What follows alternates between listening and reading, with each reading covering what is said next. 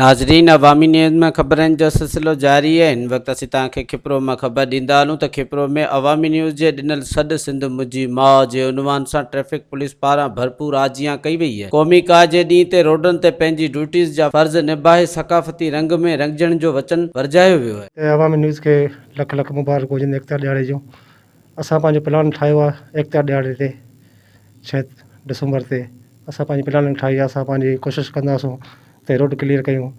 जेके भी रैली निकिरंदियूं उन्हनि खे सुठे नमूने सां अप्रूव कयूं। असीं उन्हनि खे सुठे नमूने सां असीं रिस्पेक्ट करे सघूं। कंहिं बि रैली खे का तकलीफ़ न अचे।